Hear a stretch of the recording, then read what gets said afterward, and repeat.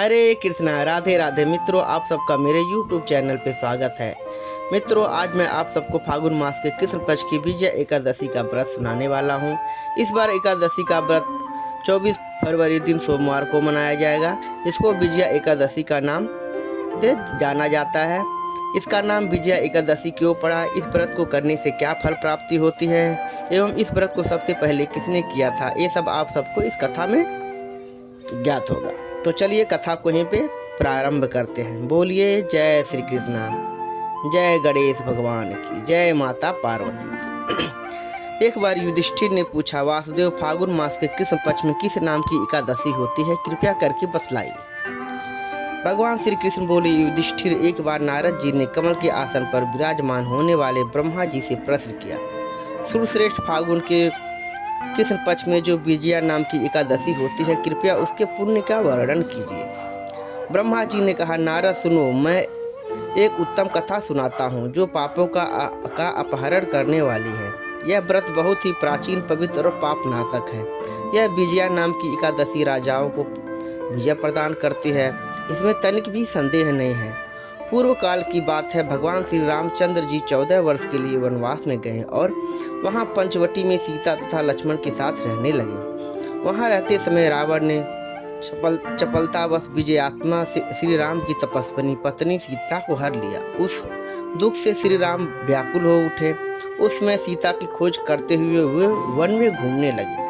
कुछ देर जाने पर उन्हें जटायु मिला, जिनकी आयु समाप्त हो चुकी थी। उसके बाद उन्होंने वन के भीतर कबंध नामक राक्षस का वध किया। फिर सुग्रीव के साथ उनकी मित्रता हुई। तत्पश्चात श्री राम के लिए वानरों की सेना एकत्रित हुई। हनुमान जी ने लंका के उद्यान में जाकर सीता जी का दर्शन किया और उन्हें श्री राम के चिन्ह स्वरूप मुद्रिका प्रदान की। यह उन्होंने महान पुरुषार्थ का काम किया था। वहां से लौटकर वे श्री रामचंद्र जी से मिले और लंका का सारा समाचार उनसे निवेदन किया। हनुमान जी की बात सुनकर श्री राम ने सुग्रीव की अनुमति ले लंका को प्रस्थान करने का विचार किया और समुद्र के किनारे पहुंचकर उन्होंने लक्ष्मण से कहा, सुमित्रा नंदन, किस पुण्य से इस समुद्र को पार किया जा सकता है? यह अत्यंत अगाध और भयंकर जल जंतुओं से भरा हुआ है।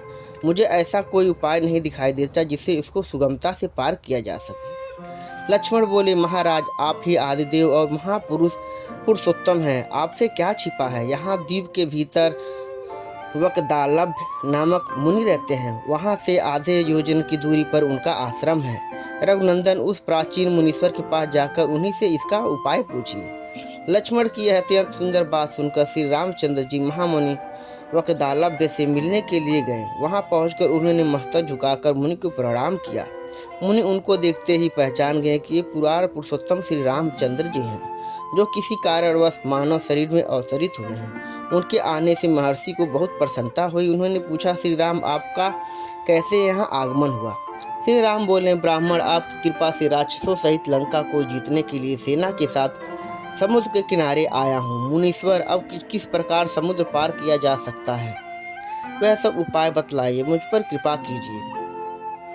वकदालभ ने कहा, श्री राम, फागुन के कृष्ण पक्ष में जो विजया नाम की एकादशी होती है, उसका व्रत करने से आपकी विजय होगी। निश्चय ही आप अपनी वानर सेना के साथ समुद्र को पार कर लेंगे। राजन, अब इस व्रत की फलदायक विधि सुनिए। दशमी का दिन आने पर एक कलश स्थापित करें। वह सोने, चांदी, तांबे अथवा मिट्टी का जो भी हो सकता है। उस कलश को जल से भरकर उसमें पल्लव डाल दें।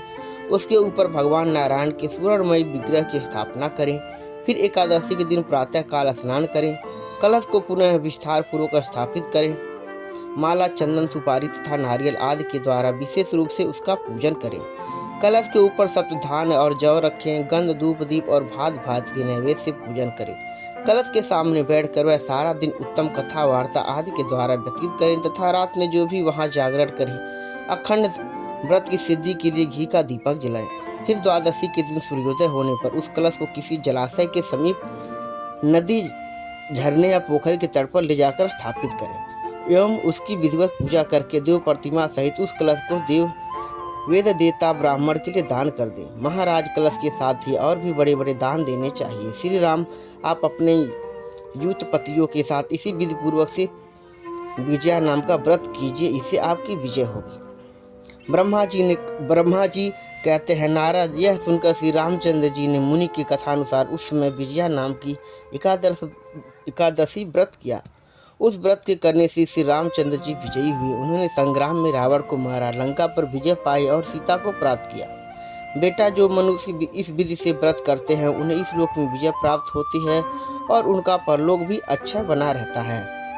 भगवान श्री कृष्ण कहते हैं, युधिष्ठिर, इस प्रकार विजया का व्रत करना चाहिए। इस प्रसंग को पढ़ने और सुनने से वाजपेयी यज्ञ का फल प्राप्त होता है। यहीं पे एकादशी का व्रत समाप्त होता है। आशा करता हूँ कि आप सबको एकादशी का व्रत सुनने से भी पढ़ने का पूरा फल मिले। नारायण हरि आप सबकी इच्छा पूरा करें। इसी के साथ में ये वीडियो यहीं पे समाप्त होता है। बोलिए राधे राधे। वीडियो को बंद करने से पहले कृपया मेरे इस चैनल को सब्सक्राइब, लाइक एंड शेयर जरूर करें एवं अपने मित्रों के साथ में इस वीडियो को साझा करें। बहुत सारे लोगों के पास ये वीडियो पहुंचाएं ताकि इस व्रत को सुनने का फल सबको प्राप्त हो। नारायण हरि सबकी इच्छा पूरा करें। बोलिए राधे राधे। जय श्री कृष्ण।